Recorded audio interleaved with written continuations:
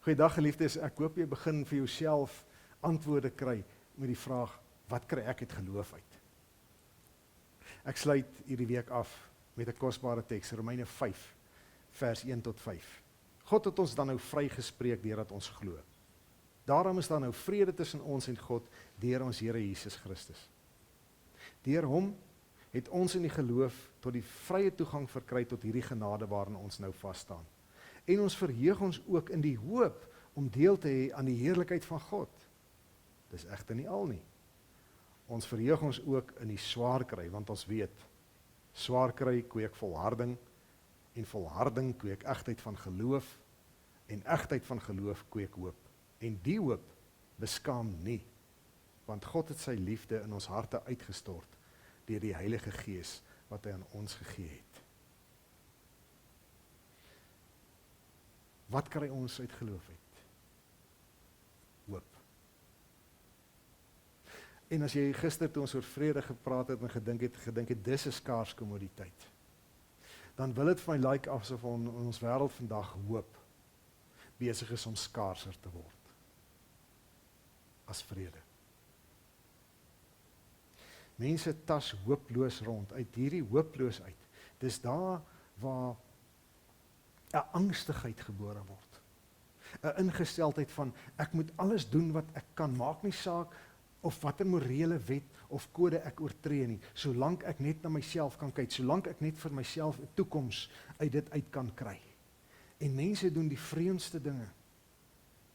Daar's korrupsie, daar's geweld, kapings, moord.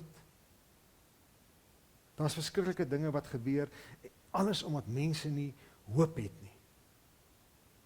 En hierdie teks kom sê vir ons, by uitstek het jy gelowige mens hoop. En dis nie sommer net hoop op 'n beter vandag en 'n beter môre nie. Dis die hoop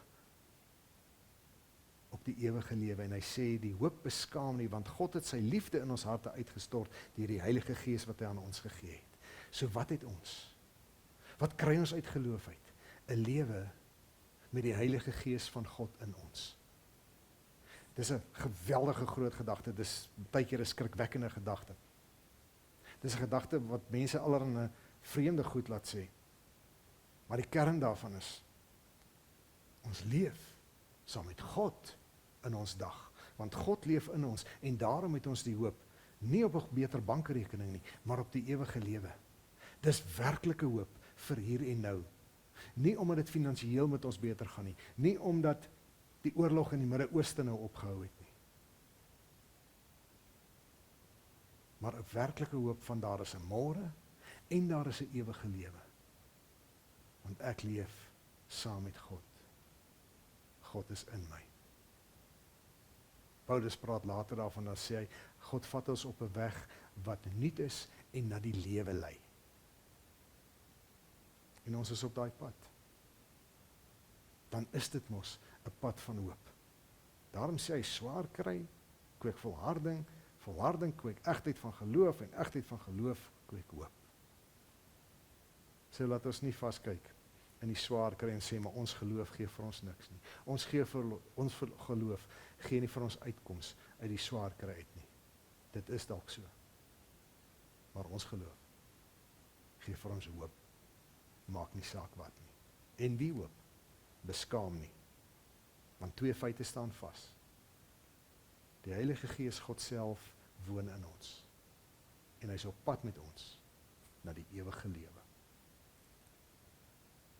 Dis hoop wat nie beskaam nie. Shalom.